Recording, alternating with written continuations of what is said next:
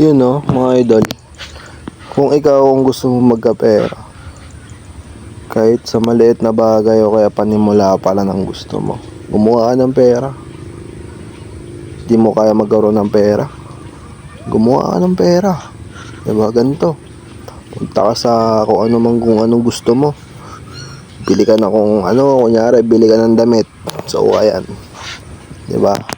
Ang tao ngayon practical na rin eh. Kahit sa ukay bumibili na, diba? O maganda pa to, bilhin natin to, diba? Bili ka ng isang damit. Sample niyan, diba? Bumili ako ng isang damit sa ukayan. Bumili ako ng isang damit, halagang 50 pesos.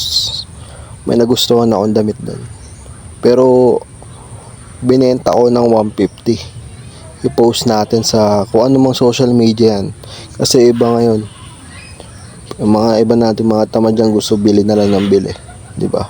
Dahil uy, goods to, hype yung design nito, o sikat to, mga ganon, diba? O may damit tayo nabili sa ukay, diba? 50 pesos, benta natin 150, diba? Eh kung may bumili, edi may 100 na. Bili ka ulit, dahil yung 50 mo naging 150 na. Bali kunyari, hindi nagmumotor ka, panggas mo yung 50, yung 100 ipambili mo. Edi sabihin natin, nakabili ka ulit dalawang damit na yung nabili mo, tapos napanggas mo pa, ibenta mo ulit yung dalawa na yun na tagwa 150. Edi may 300 ka na.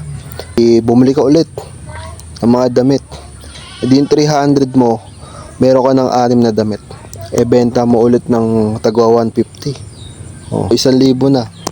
Edi yung 6 mong damit, may 1,000 ka na. Nagsimula ka lang sa isang damit ha. Isang damit. Edi ibili mo ulit. Ibili mo ulit yung 1,000 mo na yun. O 20 pieces na damit sa 1,000. Ibenta mo ulit yun. Peraso. Pag may 20 peraso ka na, ibenta mo ulit. Magkano na yung tubo mo dun? Sa tagwa 150. Sabihin natin may 3K ka na. May 3K ka na.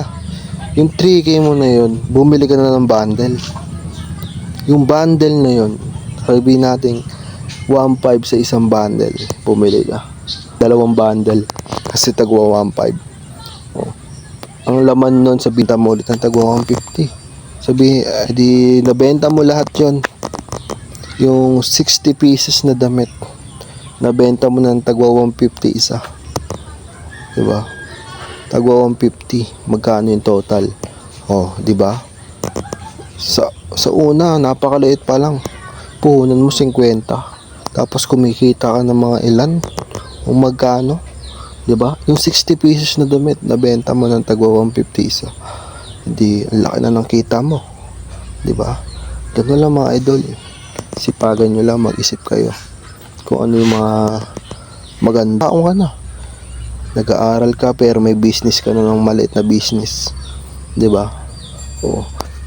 May baong ka na, pag hindi ka nahingi ng pera sa mama mo, hindi ka nahingi sa mga magulang mo, hindi pa sila mo problema kung wala silang maibigay sa inyo, diba? Yun. Kaya kailangan natin gumawa ng pera. Yun ang kailangan natin ngayon. Maging practical tayo. Gamitin natin ang social media. Kung lagi tayo nagse-cellphone, gamitin natin yan. Sipagan lang natin. Kaya sa inyo, kung gusto nyo magkapera, diba, kumuha kayo ng pera. Yun lang.